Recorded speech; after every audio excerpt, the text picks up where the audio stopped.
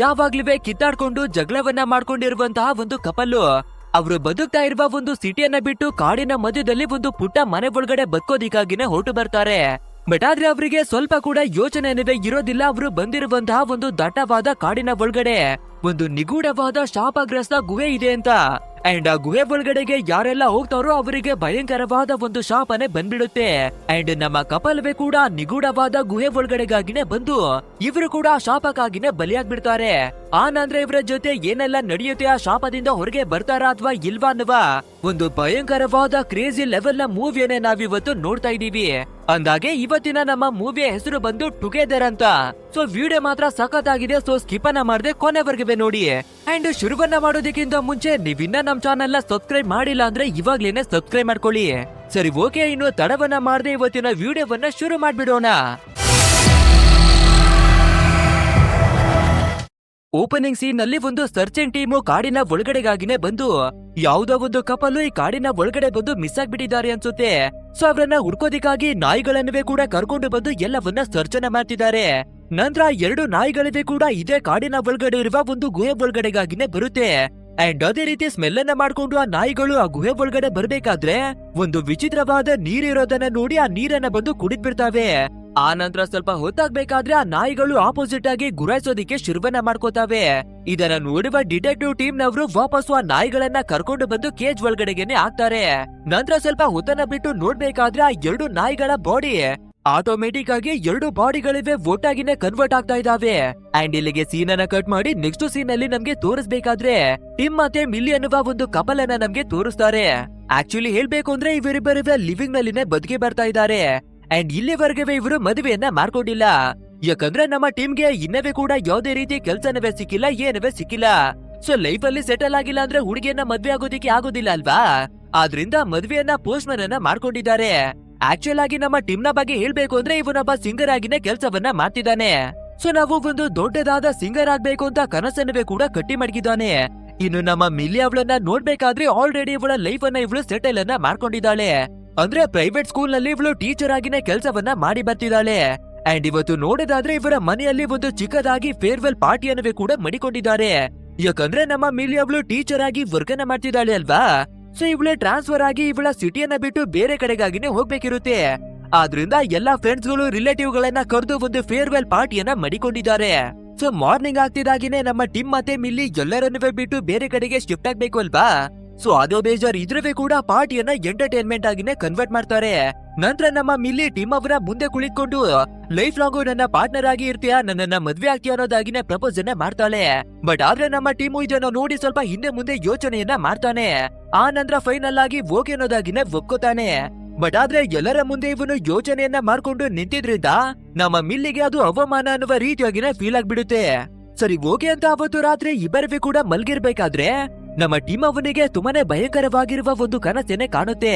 And ಅದ್ರಲ್ಲಿ ತುಂಬಾನೇ ವಿಚಿತ್ರವಾಗಿರುವ ಒಂದು ಲೇಡಿ ಕೂಡ ಮತ್ತೆ ಮತ್ತೆ ಇವನನ್ನ ಕಾಡ್ತಾನೆ ಇರ್ತಾಳೆ. ನಂತರ ಮಾರ್ನಿಂಗ್ ಆಗ್ಬೇಕಾದ್ರೆ ಇವರು ಈ ಸಿಟಿಯನ್ನ ಬಿಟ್ಟು ಹೋಗ್ಬೇಕಿದೆ ಅಲ್ವಾ. ಸೊ ಅದಕ್ಕೆ ತಕ್ಕಿದ ಹಾಗೆ ಎಲ್ಲವನ್ನ ಪ್ಯಾಕ್ ಅನ್ನ ಮಾಡ್ಕೊಂಡು ಆ ಜಾಗದಿಂದನೇ ಹೊರಟಿ ಬರ್ತಾರೆ. ಸೊ ಫೈನಲ್ ಆಗಿ ಇವರು ಟ್ರಾವೆಲ್ ಅನ್ನ ಮಾಡ್ಕೊಂಡು ದಟ್ಟವಾಗಿರುವ ಒಂದು ಕಾಡಿನ ಒಳಗಡೆಗಾಗಿನೇ ಎಂಟ್ರಿ ಕೊಡ್ತಾರೆ. ಅಂಡ್ ಇವಾಗ ಇವರು ವಾಸವಿರ್ಬೇಕಾಗಿರುವ ಜಾಗ ಕೂಡ ಈ ಕಾಡಿನಲ್ಲಿರುವ ಒಂಟಿ ಮನೆಯಲ್ಲಿ.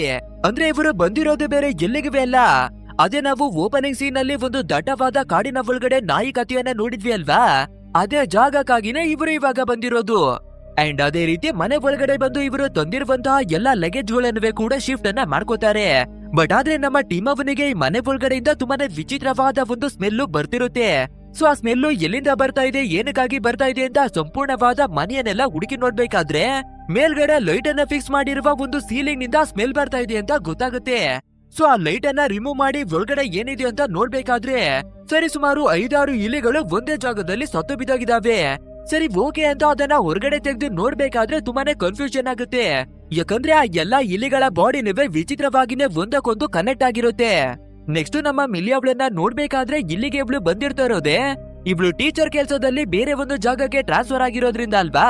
ಸೊ ಅದೇ ರೀತಿಯಾಗಿ ಇವಳು ಹೊಸದಾಗಿ ಕೆಲ್ಸವನ್ನ ಮಾಡ್ಬೇಕಿರುವ ಸ್ಕೂಲಿಗಾಗಿನೇ ಬಂದು ಜಾಯ್ನ್ ಆಗ್ತಾಳೆ.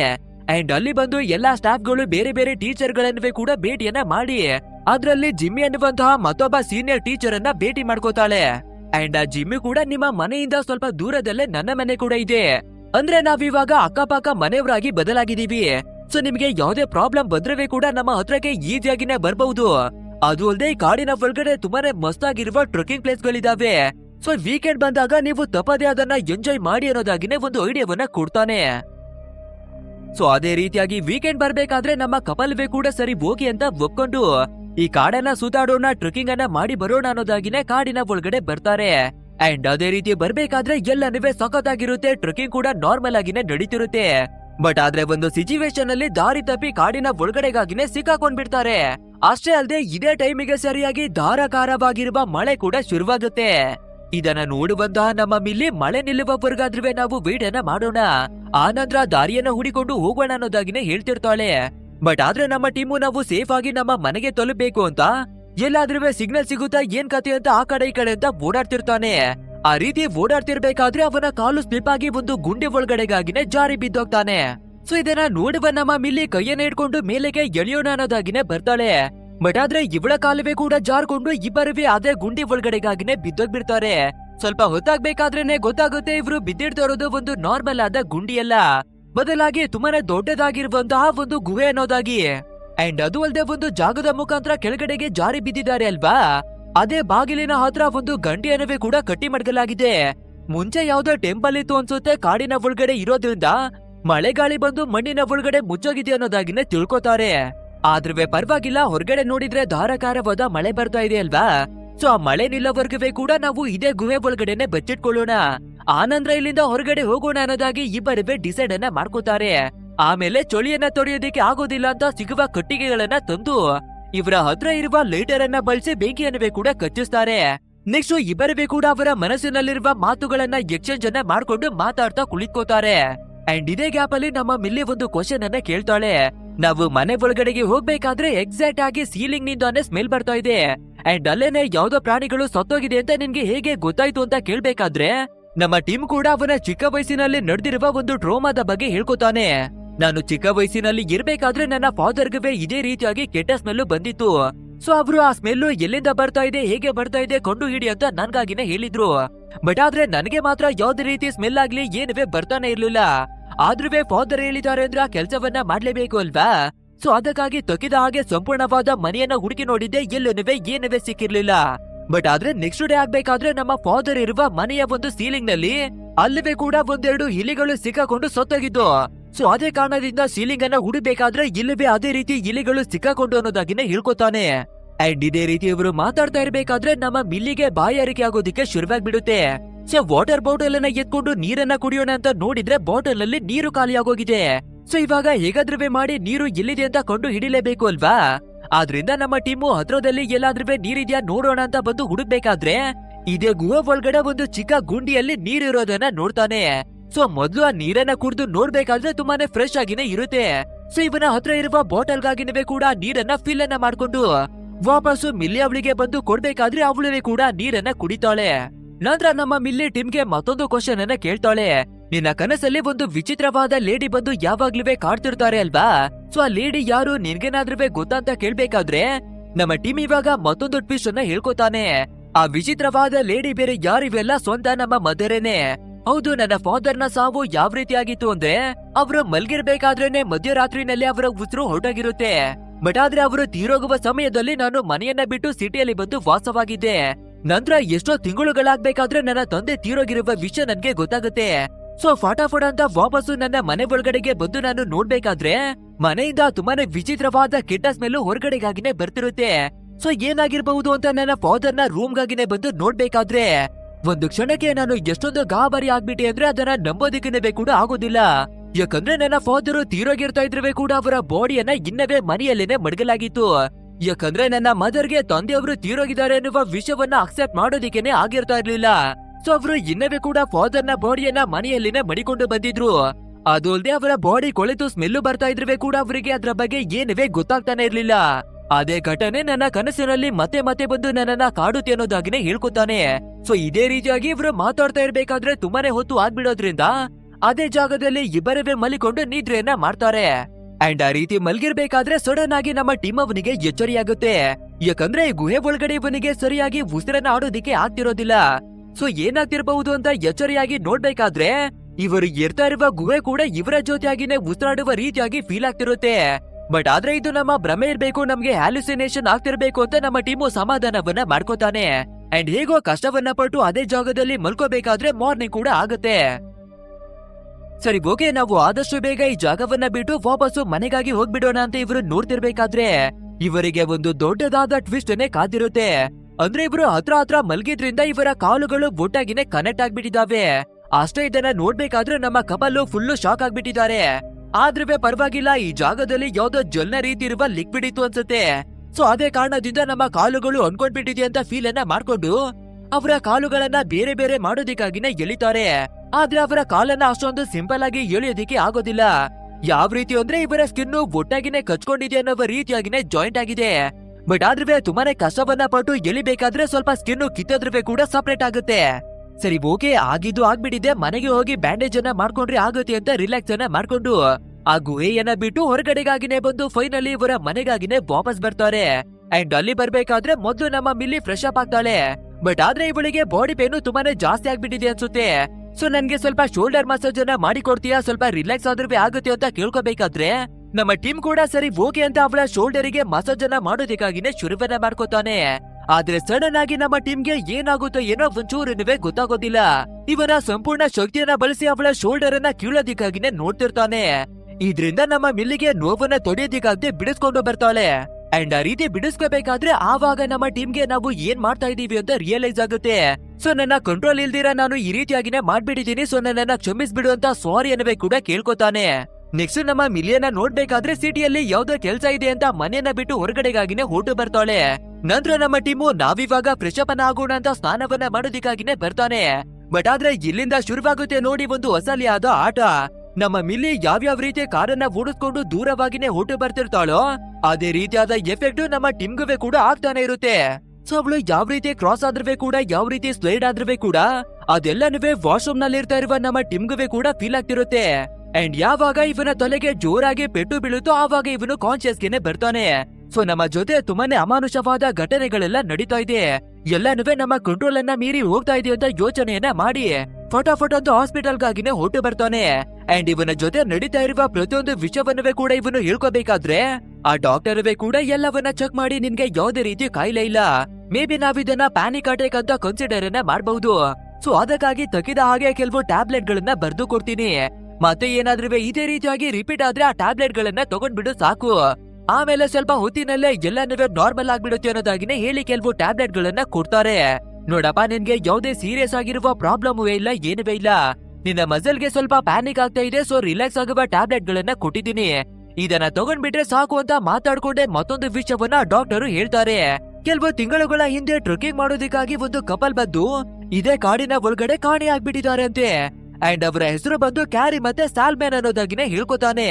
ಅಂಡ್ ಇವಾಗ ನೀವು ಕೂಡ ಅದೇ ಕಾಡಿನ ಒಳಗಡೆ ಇದ್ದೀರಾ ಅಲ್ವಾ, ಸೊ ಯಾವಾಗ್ಲೂ ಸ್ವಲ್ಪ ಹುಷಾರಾಗಿರಿ ಅನ್ನೋದಾಗಿನೇ ಒಂದು ಮಾತನ್ನ ಹೇಳಿ ಕಳಿಸ್ತಾನೆ. ನಂತರ ನಮ್ಮ ಟೀಮು ಫಟಾಫಟ್ ಅಂತ ಅವನ ಮನೆಗಾಗಿನೇ ಬಂದು ಲ್ಯಾಪ್ಟಾಪ್ ಅನ್ನ ತೆಗೆದು ಆ ಮಿಸ್ ಆಗಿರುವ ಕಪಲ್ ನ ಬಗ್ಗೆ ಎನ್ಕ್ವೈರಿ ಮಾಡೋದಿಕ್ಕಾಗಿನೇ ಶುರುವನ್ನ ಮಾಡ್ಕೋತಾನೆ. ಅಂಡ್ ಫೈನಲ್ ಆಗಿ ಆ ಕಪಲ್ ಗಳ ಎಲ್ಲಾ ಡೀಟೇಲ್ಸ್ ಗಳನ್ನ ತೆಗೆದು ನೋಡ್ಬೇಕಾದ್ರೆ ಇವಾಗ ನಮ್ಮ ಟೀಮು ಮತ್ತೆ ಮಿಲಿ ಇಬ್ಬರವೇ ಕೂಡ ಒಂದು ಕೇವ್ ನ ಒಳಗಡೆ ಸಿಕ್ಕಾಕೊಂಡಿದ್ರು ಅಲ್ವಾ. ಇವಾಗ ಕಳೆದು ಹೋಗಿರುವ ಕಪಲ್ ಕೂಡ ಅದೇ ಗುಹೆ ಹತ್ರಕ್ಕಾಗಿನೇ ಸುತ್ತಾಡೋದಿಕ್ಕಾಗಿನೇ ಬಂದಿದ್ರಂತೆ. ಸೊ ಈ ಎಲ್ಲಾ ವಿಷಯಗಳನ್ನ ನಮ್ಮ ಟೀಮು ತಿಳ್ಕೋಬೇಕಾದ್ರೆ ಇವನಿಗೆ ಮತ್ತೊಂದು ವಿಷಯ ಕೂಡ ನೆನಪಾಗುತ್ತೆ. ನಮ್ಮ ಲೈಫಿನಲ್ಲಿ ಮೊದ್ಲು ಎಲ್ಲನೂ ಚೆನ್ನಾಗಿನೇ ನಡೀತಾ ಇತ್ತು, ಬಟ್ ಆದ್ರೆ ಯಾವಾಗ ನಾವು ಆ ಗುಹೆ ಹತ್ರಕ್ಕಾಗಿನೇ ಹೋಗಿ ಬಂದಿರ್ತಾ ಇದೀವೋ ಆವಾಗಿನಿಂದ ತುಂಬಾನೇ ವಿಚಿತ್ರವಾದ ಘಟನೆಗಳು ನಡೆಯೋದಕ್ಕಾಗಿನೇ ಶುರುವಾಗಿದೆ. ಅಂದ್ರೆ ಇವಾಗ ಏನೆಲ್ಲ ನಡೀತಾ ಇದೆಯೋ ಅದಕ್ಕೆಲ್ಲ ಕಾರಣ ಗುಹೆನೆ ಅನ್ನೋದಾಗಿನೇ ತಿಳ್ಕೊತಾನೆ.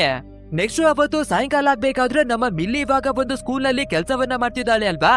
ಅಂಡ್ ಅಲ್ಲಿ ಜಿಮ್ಮಿ ಅನ್ನುವ ಸೀನಿಯರ್ ಟೀಚರ್ ಕೂಡ ಪರಿಚಯವಾಗಿದ್ರು ಅಲ್ವಾ.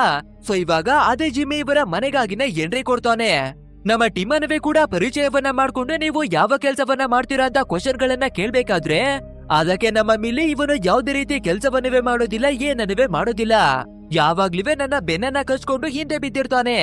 ಅಂಡ್ ಈ ಮನೆಯನ್ನವೇ ಬಿಟ್ಟು ಇವನು ಹೊರಗಡೆ ಅಂತ ಎಲ್ಲನೂ ಹೋಗೋದಿಲ್ಲ, ಯಾಕಂದ್ರೆ ಇವನಿಗೆ ಅಟ್ಲೀಸ್ಟ್ ಕಾರನ್ನವೇ ಕೂಡ ಓಡಿಸೋದಕ್ಕಾಗಿ ಬರೋದಿಲ್ಲ. ಆ ಸಣ್ಣ ಪುಟ್ಟ ಕೆಲಸಗಳನ್ನವೇ ಕೂಡ ನಾನೇನೆ ಮಾಡ್ಬೇಕು ಅನ್ನೋದಾಗಿ ಮಿಲ್ಲಿ ಎಲ್ಲವನ್ನ ಹೇಳ್ಕೊತಾಳೆ. ಇದನ್ನ ಕೇಳುವ ನಮ್ಮ ಟೀಮ್ ಕೂಡ ಹೌದು, ನನ್ನ ಎಲ್ಲಾ ಕೆಲ್ಸಗಳು ಡಿಸಿಷನ್ ಎಲ್ಲವನ್ನ ತಗೊಳ್ಳೋದು ಮಿಲ್ಲಿನೇ. ಅಂಡ್ ಇವಾಗ ನನ್ಗೆ ಯಾವ ರೀತಿ ಫೀಲ್ ಆಗ್ತಾ ಇದೆ ಅಂದ್ರೆ, ಮಿಲ್ಲಿ ಜೊತೆ ಈ ಜಾಗಕ್ಕಾಗಿನೇ ಬಂದು ನಾನು ಸಿಕ್ಕಾಕೊಂಡಿರುವ ರೀತಿಯಾಗಿನೇ ಫೀಲ್ ಆಗ್ತಾ ಇದೆ ಅನ್ನೋದಾಗಿ ಇವನುವೇ ಕೂಡ ಒಂದು ವಿಷಯವನ್ನ ಹೇಳ್ಕೋಬೇಕಾದ್ರೆ ನಮ್ಗೆ ಗೊತ್ತಾಗುತ್ತೆ ಇವರಿಬ್ಬರ ನಡುವೆ ಅಷ್ಟಾಗಿ ಏನುವೆ ಸರಿ ಇಲ್ಲ ಅಂತ. ಸೊ ಇವಾಗ ನಮ್ಮ ಟೀಮು ಮತ್ತೆ ಮಿಲಿ ಇಬ್ರು ಕೂಡ ಅನ್ಕಂಫರ್ಟಬಲ್ ಆಗೋದಿಕ್ಕೆ ಶುರುವಾಗ್ತಾರೆ. ಇದನ್ನ ನೋಡುವ ಜಿಮ್ಮಿ ಟಾಪಿಕ್ ಅನ್ನ ಡೈವರ್ಟ್ ಅನ್ನ ಮಾಡೋಣ ಅಂತ ಬೇರೆ ಬೇರೆ ಕೇಳೋದಿಕ್ಕಾಗಿ ಶುರು ಮಾಡ್ಕೋತಾನೆ. ಅಕ್ಕಪಕ್ಕದಲ್ಲಿ ಟ್ರೆಕ್ಕಿಂಗ್ ಮಾಡೋದಕ್ಕೆ ತುಂಬಾನೇ ಪ್ಲೇಸಸ್ ಗಳು ಇದೆ, ಹೋಗಿ ಅಂತ ಹೇಳಿದ್ಯಲ್ವಾ? ಸೊ ನೀವೇನಾದ್ರೂ ಹೋಗಿದ್ರಾ ಅಂತ ಕೇಳ್ಬೇಕಾದ್ರೆ ಅದಕ್ಕೆ ನಮ್ಮ ಮಿಲಿ ಹೌದು, ನೆನ್ನೆ ತಾನೇ ಟ್ರಕ್ ಅನ್ನ ಮಾಡೋಣ ಅಂತ ಕಾಡಿನ ಒಳಗಡೆ ಸುತ್ತೋದಕ್ಕಾಗಿನೇ ಹೋಗಿದ್ವಿ, ಹಾಗೆ ಒಂದು ದೊಡ್ಡ ಗುಹೆ ಒಳಗಡೆ ಕೂಡ ನಾವು ಸಿಕ್ಕಾಕೊಂಡ್ಬಿಟ್ಟಿದ್ವಿ ಅನ್ನೋದಾಗಿನೇ ಹೇಳ್ಕೊತಾಳೆ. ಇದನ್ನ ಕೇಳುವಂತ ಜಿಮ್ಮಿ ಅದೊಂದು ನಾರ್ಮಲ್ ಆದ ಗುಹೆ ಅಲ್ಲ, ಬದಲಾಗಿ ಹಲವಾರು ವರ್ಷಗಳ ಹಿಂದೆ ಅದೊಂದು ದೊಡ್ಡ ಚರ್ಚ್ ಆಗಿತ್ತು. ಬಟ್ ಆದ್ರೆ ಧಾರಾಕಾರವಾದ ಮಳೆ ಚಂಡಮಾರುತ ಎಲ್ಲನೂ ಬರ್ಬೇಕಾದ್ರೆ ಇವಾಗದು ಮಣ್ಣಿನ ಒಳಗಡೆ ಮುಚ್ಚೋಗಿದೆ ಅಷ್ಟೇ ಅನ್ನೋದಾಗಿನೇ ಹೇಳ್ಕೊತಾನೆ. ಆ ನಂತರ ಇವರ ಜೊತೆ ಡಿನ್ನರ್ ಅನ್ನ ಮುಗಿಸಿ ವಾಪಸ್ಸು ಅವನ ಮನೆ ಕಡೆಗಾಗಿನೇ ಹೊರಟು ಬರ್ತಾನೆ. ಆ ರೀತಿ ಆ ಜಿಮ್ಮಿ ಹೊರಗಡೆಗೆ ಹೋಗ್ತಿದ್ದಾಗೇನೆ ನಮ್ಮ ಟೀಮ್ಗೆ ಏನಾಗುತ್ತೆ ಏನೋ ಗೊತ್ತಿಲ್ಲ, ನಮ್ಮ ಮಿಲ್ಲಿ ಅವಳನ್ನ ತುಂಬಾನೇ ವಿಚಿತ್ರವಾಗಿ ಗುರಾಯಿಸೋದಿಕ್ಕಾಗಿನೇ ನೋಡ್ತಾನೆ. ಅಂದ್ರೆ ಅವಳ ಜೊತೆ ಇಂಟಿಮೇಟ್ ಆಗೋದಿಕ್ಕೆ ಕಿಸನ್ನ ಕೊಡೋದಿಕ್ಕಾಗಿನೇ ಟ್ರೈ ಅನ್ನ ಮಾಡ್ತಿರ್ತಾನೆ. ಸೊ ಇದನ್ನ ನೋಡ್ಬೇಕಾದ್ರೆ ನಮ್ಮ ಮಿಲ್ಲಿ ಫುಲ್ಲು ಕನ್ಫ್ಯೂಷನ್, ಯಾಕಂದ್ರೆ ತುಂಬಾ ದಿನಗಳಿಂದ ಇವರಿಬ್ಬರ ನಡುವೆ ಸರಿಯಾಗಿಲ್ಲ ಅಲ್ವಾ? ಸೊ ಸಡನ್ ಆಗಿ ಇಷ್ಟೊಂದು ಪ್ರೀತಿ ಇವನಿಗೆ ಎಲ್ಲಿಂದ ಬರ್ತಾ ಇದೆ ಅಂತ ಕನ್ಫ್ಯೂಷನ್ ಆಗ್ತಾಳೆ. ಆದ್ರೂ ಪರವಾಗಿಲ್ಲ ಅಂತ ಇಬ್ಬರವೇ ಕಿಸನ್ನ ಮಾಡ್ಕೋತಿರ್ಬೇಕಾದ್ರೆ ನಮ್ಮ ಟೀಮ್ ಅವನ ತುಟಿ ಮಿಲ್ಲಿ ಅವಳ ತುಟಿಗೆ ಅಂಟ್ಕೊಂಡ್ ಬಿಡುತ್ತೆ. ಅಷ್ಟೇ ವಾಪಸ್ಸು ಎಳಿಯೋಣ ಅಂತ ನೋಡ್ಬೇಕಾದ್ರೆ ತುಂಬಾನೇ ಜೋರಾಗೆಲ್ಲ ನೋವಾಗ್ತಿರುತ್ತೆ. ಅಂಡ್ ಇವಾಗ ನಮ್ಮ ಮಿಲ್ಲಿಗೆ ಎಷ್ಟೆಲ್ಲ ಕೋಪ ಬಂದ್ಬಿಡುತ್ತೆ ಅಂದ್ರೆ ಸರಿಯಾಗಿನೇ ಬೈದು ನೀನು ಏನನ್ನ ಮಾಡ್ತಾ ಇದೀಯ ಅಂತ ಎಲ್ಲವನ್ನ ಕೇಳ್ತಾಳೆ. ಅಂಡ್ ಇವಾಗ ರಾತ್ರಿ ಆಗಿರೋದ್ರಿಂದ ಸರಿ ಓಕೆ ಅನ್ನೋದಾಗಿ ಮಾತನ್ನವೇ ಬಿಟ್ಟು ಮಲ್ಕೋತಾರೆ. ಆ ರೀತಿ ಮಲ್ಗಿರ್ಬೇಕಾದ್ರೆ ಮಧ್ಯರಾತ್ರಿಯಲ್ಲಿ ನಮ್ಮ ಮಿಲ್ಲಿಗೆ ಸ್ವಲ್ಪ ಎಚ್ಚರಿಯಾಗುತ್ತೆ. ಅಂಡ್ ಇವಳ ಕೂದಲನ್ನ ನಮ್ಮ ಟೀಮು ಎಳೆಯೋದಾಗಿನೇ ಫೀಲ್ ಆಗ್ತಾ ಇರುತ್ತೆ. ಸೊ ನನ್ನ ಕೂದಲನ್ನ ಬಿಡು, ಎಳಿಬೇಡ ಅನ್ನೋದಾಗಿ ಇವಳು ಕೇಳ್ಕೋಬೇಕಾದ್ರೂ ಕೂಡ ಬಿಡೋದಿಲ್ಲ. ಸೊ ಏನನ್ನ ಮಾಡ್ತಾ ಇದ್ದಾನೆ ಇವನು ಅಂತ ಲೈಟ್ ಅನ್ನು ಆನ್ ಮಾಡಿ ನೋಡ್ಬೇಕಾದ್ರೆ ನಮ್ಮ ಮಿಲ್ಲಿ ಒಂದು ಕ್ಷಣಕ್ಕೆ ತುಂಬಾನೇ ಗಾಬರಿ ಆಗ್ಬಿಡ್ತಾಳೆ. ಯಾಕಂದ್ರೆ ನಮ್ಮ ಟೀಮು ಇವಳ ಕೂದಲನ್ನ ದೆವ್ವ ತಿನ್ನುವ ರೀತಿಯಾಗಿ ಬಾಯಿನ ಒಳಗಡೆ ಹಾಕೊಂಡು ತಿಂತಿರ್ತಾನೆ.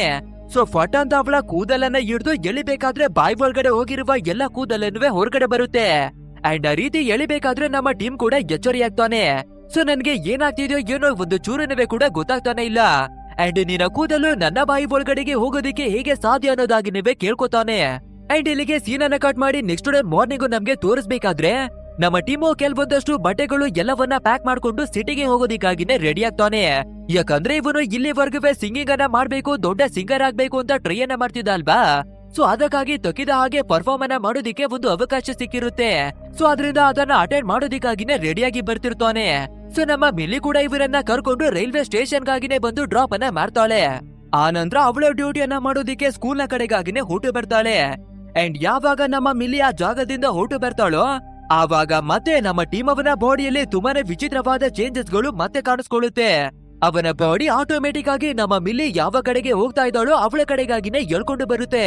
ಈ ಕಡೆ ನಮ್ಮ ಮಿಲ್ಲಿಯನ್ನ ನೋಡ್ಬೇಕಾದ್ರೆ ಅವಳು ಒಂದು ಕ್ಲಾಸ್ ಅನ್ನ ಮುಗಿಸಿ ಬಂದು ಕುಳಿತಿರ್ತಾಳೆ. ಸೊ ಇದೇ ಟೈಮಿಗೆ ಸರಿಯಾಗಿ ನಮ್ಮ ಟೀಮ್ ಕೂಡ ಇಲ್ಲಿಗೆ ಬಂದ್ಬಿಡೋದ್ರಿಂದ ಬೇರೆ ಯಾರಾದ್ರೂ ಇವನನ್ನ ನೋಡೋದಕ್ಕಿಂತ ಮುಂಚೆ ನಾವು ಇವನ ಜೊತೆ ಮಾತಾಡಿ ವಾಪಸ್ ಕಳಿಸ್ಬೇಕು ಅಂತ ಯೋಚಿಸಿ ನಮ್ಮ ಟೀಮ್ ಅವರನ್ನ ಕರ್ಕೊಂಡು ಒಂದು ವಾಶ್ರೂಮ್ ಗಾಗಿನೇ ಎಳ್ಕೊಂಡು ಬರ್ತಾಳೆ. ನಂತರ ನೀನು ಸಾಂಗ್ ಅನ್ನ ಪರ್ಫಾರ್ಮ್ ಮಾಡೋದಿಕ್ಕೆ ಸಿಟಿಗೆ ಹೋಗ್ತಾ ಇದೆಯಲ್ವಾ? ಸೊ ಅದನ್ನ ಬಿಟ್ಟು ಇಲ್ಲಿಗೆ ಏನಕ್ಕಾಗಿ ಬಂದ್ಯು ಅಂತ ಕೇಳ್ಬೇಕಾದ್ರೆ ನಮ್ಮ ಟೀಮು ನಿನ್ನ ನೆನಪು ನನ್ಗೆ ತುಂಬಾನೇ ಜಾಸ್ತಿ ಆಗಿ ಕಾಡ್ತಾ ಇತ್ತು, ಸೊ ಅದಕ್ಕಾಗಿನೇ ಇಲ್ಲಿಗೆನೆ ಬಂದ್ಬಿಟ್ಟು ಅನ್ನೋದಾಗಿನೇ ಹೇಳ್ಕೊತಾನೆ. ಸೊ ಇದೇ ರೀತಿಯಾಗಿನೇ ಹೇಳ್ಕೊಂಡು ಇಬ್ಬರವೇ ಕಿಸ್ ಅನ್ನವೇ ಮಾಡ್ಕೋತಾರೆ.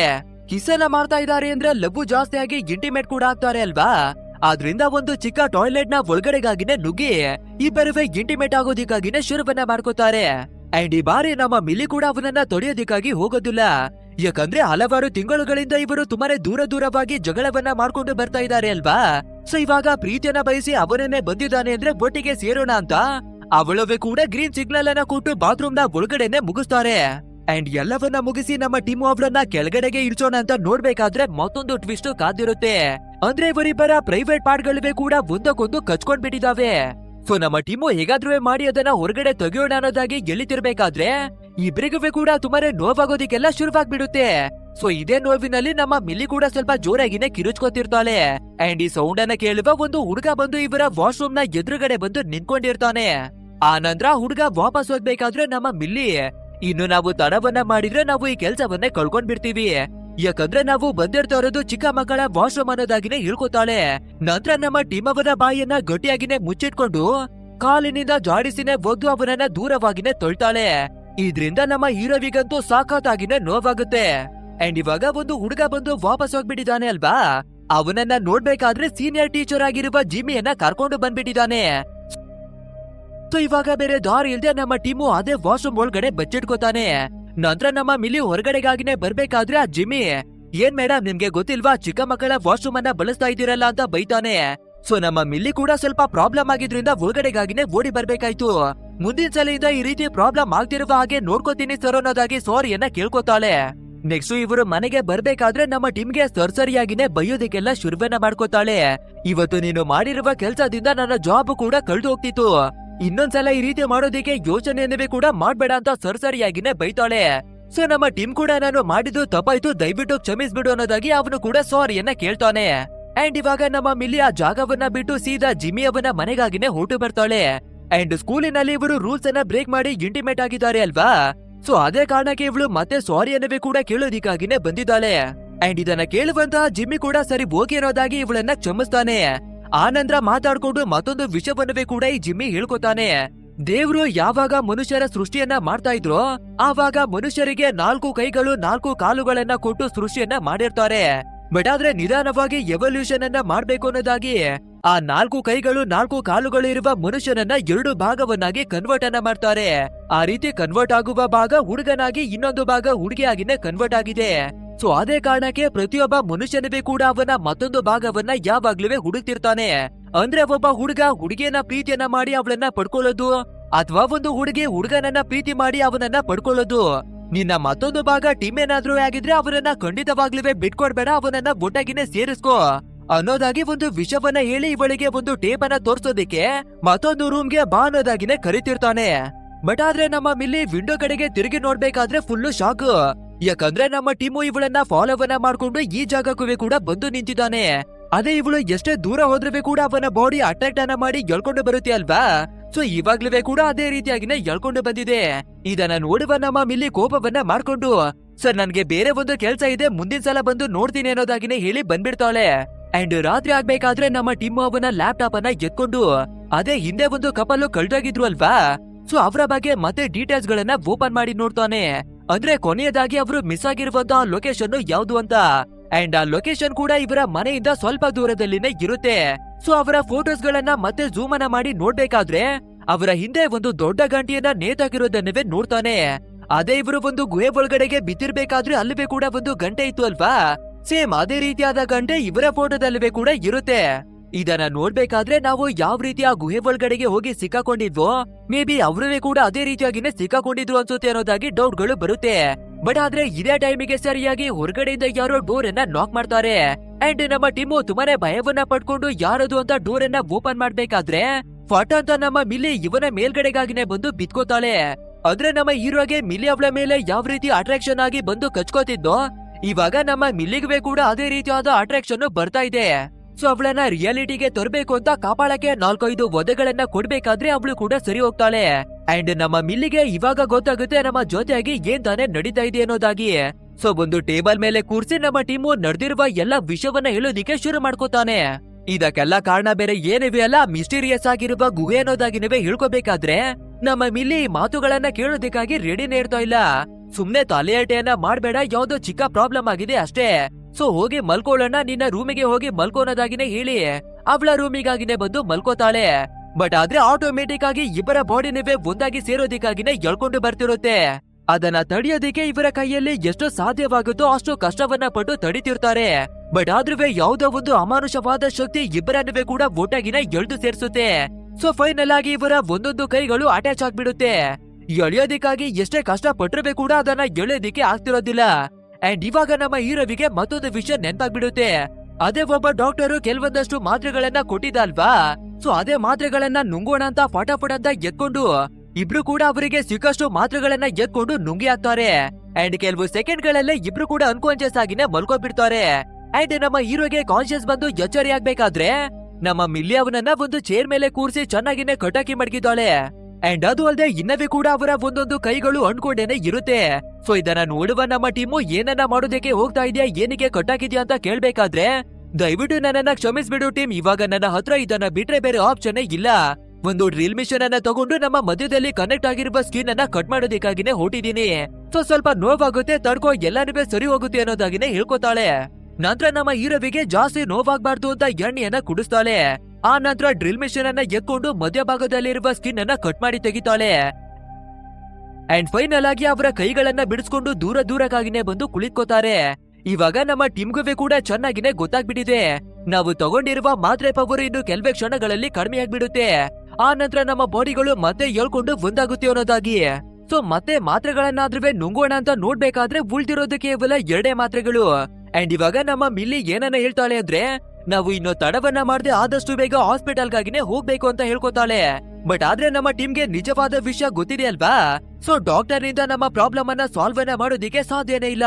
ನಮ್ಗೆ ಪರಿಹಾರ ಬೇಕು ಅಂದ್ರೆ ಆ ಗುಹೆಗೆ ವಾಪಸ್ಸು ನಾವು ಹೋಗ್ಲೇಬೇಕು ಅನ್ನೋದಾಗಿನೇ ಹೇಳ್ಕೊತಾನೆ. ಬಟ್ ಆದ್ರೆ ನಮ್ಮ ಮಿಲ್ಲಿ ಇವನ ಮಾತನ್ನ ಕೇಳೋದಿಕ್ಕಾಗಿ ರೆಡಿನೇ ಇರೋದಿಲ್ಲ. ಸೊ ಜಬರ್ದಸ್ತಿಯಾಗಿ ಹಾಸ್ಪಿಟಲ್ಗೆ ಕರ್ಕೊಂಡು ಬರೋದಿಕ್ಕಾಗಿನೇ ನೋಡ್ತಾಳೆ. ಬಟ್ ಆದ್ರೆ ಕಾರ್ನ ಹತ್ರಕ್ಕೆ ಬರ್ಬೇಕಾದ್ರೇನೆ ಗೊತ್ತಾಗುತ್ತೆ ಕಾರ್ ಕೀಯನ್ನ ಮನೆಯಲ್ಲೇ ಬಿಟ್ಬಿಟ್ಟಿದೀವಿ ಅಂತ. ಸೊ ಇಲ್ಲೇನೆ ವೇಟ್ ಮಾಡ್ತಿರೋ, ಕಾರ್ ಕೀಯನ್ನ ಎತ್ಕೊಂಡು ಬರ್ತೀನಿ ಅಂತ ನಮ್ಮ ಮಿಲ್ಲಿ ಮನೆ ಒಳಗಡೆಗೆ ವಾಪಸ್ ಬರ್ತಾಳೆ. ಅಂಡ್ ಇದೇನೆ ಒಳ್ಳೆ ಗ್ಯಾಪ್ ಅಂತ ಯೋಚಿಸುವ ನಮ್ಮ ಹೀರೋ ಆ ಜಾಗವನ್ನ ಬಿಟ್ಟು ಗುಹೆ ಕಡೆಗಾಗಿನೇ ಓಡ್ಕೊಂಡು ಬರ್ತಾನೆ. ಯಾಕಂದ್ರೆ ನಮ್ಗೆ ಬೇಕಿರುವ ಸೊಲ್ಯೂಷನ್ ಸಿಗೋದು ಆ ಗುಹೆಯಲ್ಲಿ ಮಾತ್ರ ಅಂತ ಚೆನ್ನಾಗಿನೇ ತಿಳ್ಕೊಂಡಿದ್ದಾನೆ. ಸೊ ಫೈನಲಿ ಆ ಗುಹೆ ಒಳಗಡೆಗಾಗಿನೇ ಬಂದು ಏನಾದ್ರೂ ಕ್ಲೂ ಸಿಗುತ್ತಾ ಅಂತ ಎಲ್ಲವನ್ನ ನೋಡ್ತಿರ್ಬೇಕಾದ್ರೆ ಯಾವ್ದೋ ಒಂದು ಅಮಾನುಷವಾದ ಕೈ ಬಂದು ಇವನನ್ನ ಎಳ್ಕೊಂಡು ಬರುತ್ತೆ. ನಂತರ ನಮ್ಮ ಹೀರೋ ಗಾಬರಿಯನ್ನ ಪಡ್ಕೊಂಡು ಯಾರು ನಮ್ಮನ್ನ ಎಳ್ದಿದ್ದು ಅಂತ ನೋಡ್ಬೇಕಾದ್ರೆ 2 ಬಾಡಿಗಳು ಒಟ್ಟಿಗೆ ಕಚ್ಕೊಂಡಿರುವ ಒಂದು ಕ್ರಿಯೇಚರ್ ಅನ್ನ ನೋಡ್ತಾನೆ. ಅಂಡ್ ಅದು ಬೇರೆ ಯಾರಿವೆಲ್ಲ ಸಾಲ್ಮ್ಯಾನ್ ಮತ್ತೆ ಕ್ಯಾರಿ ಎನ್ನುವ ಒಂದು ಕಪಲ್ ಬಂದು ಈ ಕಾಡಿನ ಒಳಗಡೆ ಮಿಸ್ಟೀರಿಯಸ್ ಆಗಿ ಕಾಣಿ ಹಾಕ್ಬಿಟ್ಟಿದ್ದಾರೆ ಅಲ್ವಾ. ಅವರ ಬಾಡಿನೇ ಈ ರೀತಿ ವಿಚಿತ್ರವಾಗಿ ಒಟ್ಟಿಗೆ ಸೇರ್ಕೊಂಡಿರೋದು. ಸೊ ಇವಾಗ ನಮ್ಗೆ ಹೆಲ್ಪನ್ನ ಮಾಡು, ಈ ಶಾಪದಿಂದ ಮುಕ್ತಿಯನ್ನ ಕೊಡ್ಸು ಅನ್ನೋ ರೀತಿಯಾಗಿನೇ ಕೇಳ್ತಿರುತ್ತೆ. ಬಟ್ ಆದ್ರೆ ಅದರಿಂದ ಹೆದರ್ಕೊಳ್ಳುವ ನಮ್ಮ ಹೀರೋ ಫಟಾಫಟ್ ಅಂತ ಕಷ್ಟವನ್ನ ಪಟ್ಟು ಆ ಗುಹೆಯಿಂದಾನೇ ಹೊರಗಡೆಗಾಗಿನೇ ಎಸ್ಕೇಪ್ ಆಗಿ ಬಂದ್ಬಿಡ್ತಾನೆ. ಇನ್ನೊಂದ್ ಕಡೆಯಲ್ಲಿ ನಮ್ಮ ಮಿಲ್ಲಿ ಅವಳನ್ನ ನೋಡ್ಬೇಕಾದ್ರೆ ನಮ್ಮ ಹೀರೋವನ್ನ ಹುಡಿಕೊಂಡು ಸೀದಾ ಈ ಜಿಮ್ಮಿ ಅವನ ಮನೆ ಹತ್ರಕ್ಕಾಗಿನೇ ಬಂದಿರ್ತಾಳೆ. ಅಂಡ್ ಒಳಗಡೆ ಬಂದು ನೋಡ್ಬೇಕಾದ್ರೆ ಈ ಜಿಮ್ಮಿ ಎಲ್ಲನೂ ಕಾಣಿಸ್ತಿರೋದಿಲ್ಲ. ಬಟ್ ಆದ್ರೆ ಒಂದು ರೂಮ್ ನಲ್ಲಿ ಒಂದು ಮಿಸ್ಟೀರಿಯಸ್ ಆದ ಟೇಪ್ ಅನ್ನ ಪ್ಲೇ ಮಾಡಿರ್ತಾರೆ. ಅಂಡ್ ಅದ್ರಲ್ಲಿ ಒಂದು ಚರ್ಚ್ ನ ಒಳಗಡೆ ಒಂದು ಕಪಲ್ ಮದ್ವೆಯನ್ನ ಆಗ್ತಾರೆ. ಆ ನಂತರ ಅವರು ಯಾವ್ದೋ ಒಂದು ವಿಚಿತ್ರವಾಗಿರುವ ರಿಚುವಲ್ ಅನ್ನ ಮಾಡಿ ಅವರ ಬಾಡಿಗಳನ್ನ ಒಟ್ಟಿಗೆ ಕನೆಕ್ಟ್ ಮಾಡ್ಕೊಳ್ಳೋದಿಕ್ಕಾಗಿನೇ ನೋಡ್ತಿರ್ತಾರೆ. ಅಂಡ್ ಇದೇ ಟೈಮಿಗೆ ಸರಿಯಾಗಿ ಜಿಮ್ಮಿ ಕೂಡ ಹಿಂದೆಯಿಂದ ಎಂಟ್ರಿ ಕೊಡ್ತಾನೆ. ನೋಡು, ಇಲ್ಲಿವರೆಗೂ ನೀನು ಏನನ್ನ ನೋಡಿದ್ಯೋ ಅದೆಲ್ಲನೂ ಸತ್ಯ. ನಾನು ಮೊದ್ಲೇ ಹೇಳ್ದಾಗೆ ದೇವ್ರು ಒಬ್ಬ ವ್ಯಕ್ತಿಯನ್ನ 2 ಭಾಗವನ್ನಾಗಿ ಕನ್ವರ್ಟ್ ಮಾಡಿದ್ದ. ಸೊ ನಾನಾಗಿರ್ಬಹುದು, ನನ್ನ ತಂಡದವರಾಗಿರ್ಬಹುದು, ತುಂಬಾನೇ ರಿಚುವಲ್ ಗಳನ್ನ ಮಾಡಿ ಇಬ್ಬರು ಮನುಷ್ಯರನ್ನ ಒಟ್ಟಾಗಿ ಸೇರಿಸಿ ಪೂರ್ಣವಾಗಿ ಮಾಡೋದಿಕ್ಕಾಗಿನೇ ನೋಡ್ತಾ ಇದೀವಿ.